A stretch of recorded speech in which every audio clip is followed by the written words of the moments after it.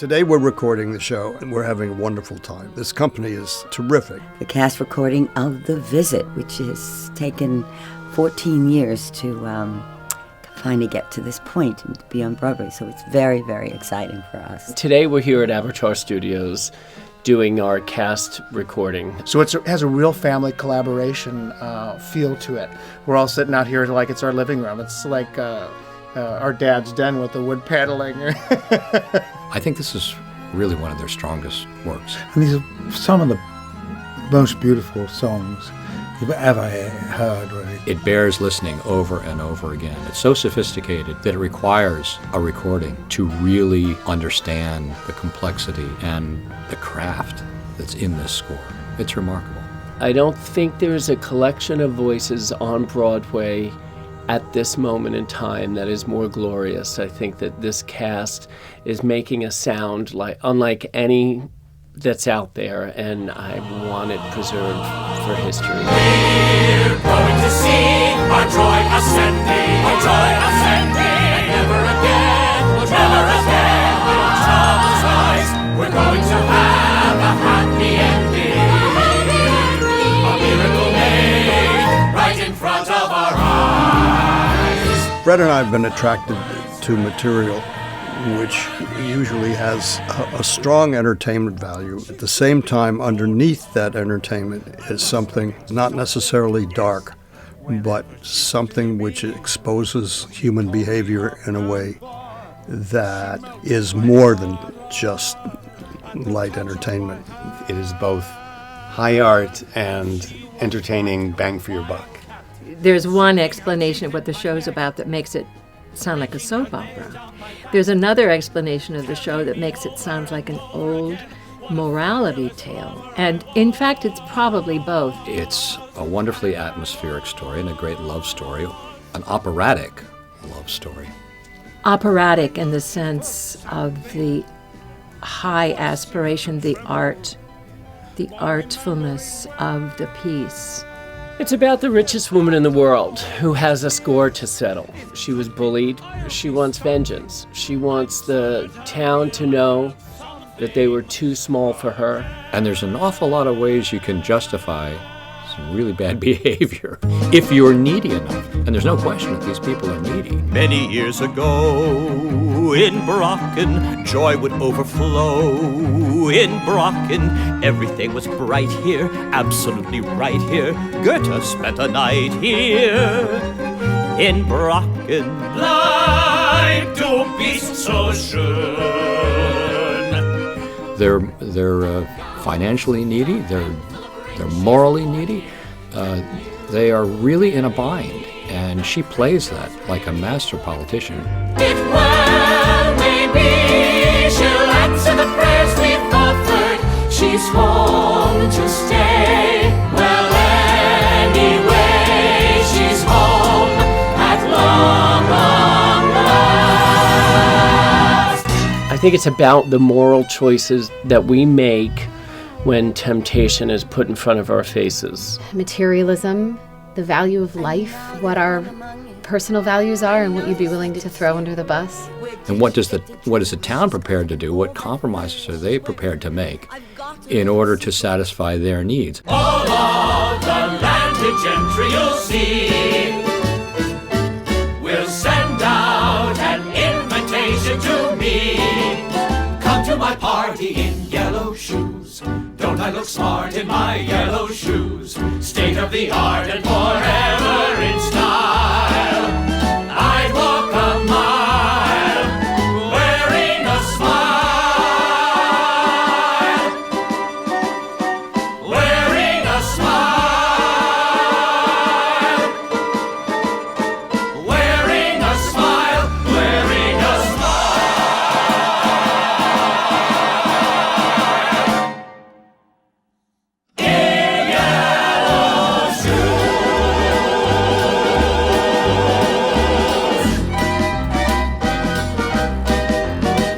What would you do for $1 million? It's a legitimate question. Everyone in the audience is going to say, Ooh. No, we're not saying that this is who you are, audience. It's just there are elements of this out in society, and if we look at it, maybe we can learn from it. And it makes you take the thoughts in and apply it to yourself. That's great theater. That's a great story. It's an important story, and I think it makes you think about the very real things of life. That's what art is supposed to do, is to make you think about who you are as a human being and as a society, and this piece is doing that. It's the last of its breed, and it's the kind of thing that Broadway used to do and rarely does anymore. I guess some shows have it, but not like this. You don't get that in traditional musical theater. You get that when you visit The Visit. And they're laughs. I mean, we're making this sound like it's dark and gloomy, all of that. It's everything. You will laugh, and hopefully you will care. And it's really funny. The audience finds themselves like laughing at moments that they're not supposed to be. I mean, they'll laugh and then they'll be like, oh gosh, am I supposed to be laughing right now? But that's what's so great about a Kander and Ebb show. Look inside my brain, ma'am, and you're sure to find Claire's Akanasian, always on my mind. We would never leave you, never leave your side. If we had the balls, dear, you would be our blushing beautiful bride. A piece doesn't have to be just funny or just sad or just important, and deep. It can be all of those things. In fact, the best theater contains all of that, and that's what The Visit does. Absolutely. If I had to say one thing that the show is about, I'd say it's about love. It's about a lot of other things. And it's about love, romance, betrayal, and revenge, ultimately coming back to romance and love. It's about a whole bunch of things, but when you get down to it, it's about love. And there's a song near the end of the show called Love and Love Alone, which sort of, I think, makes that point. When the sun seems forever bright, what can dim its light? Love and love alone.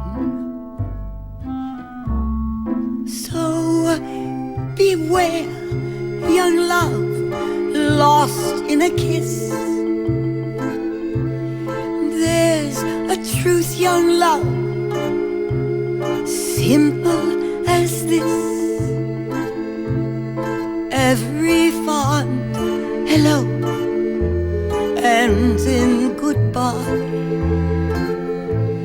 What seems certain to live will die. It's beautiful. It's heartbreaking.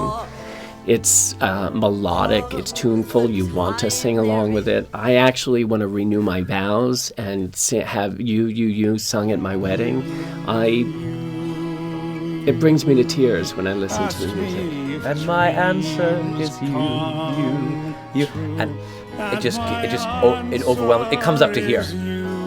It goes from my feet, and it boils up to my eyeballs. And I almost cry, but I don't let myself because I can't wipe my tears away.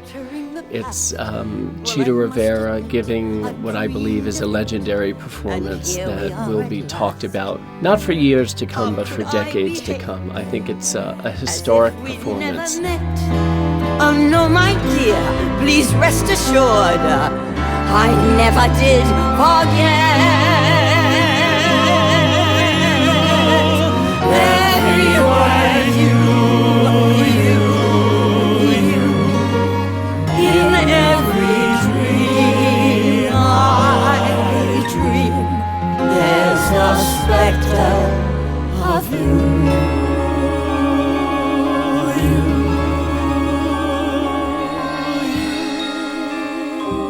I'm not worried that someday someone's going to look at this interview and say, oh, that guy was just selling a bill of goods.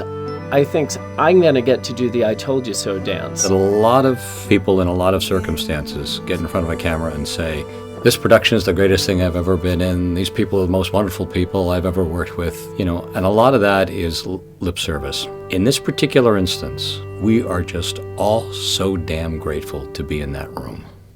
One of the best things about our group and our show is that we want everybody to love it, but we love it so much that we are content in our being able to get into that world. Our whole entire company feels so proud to share this with people.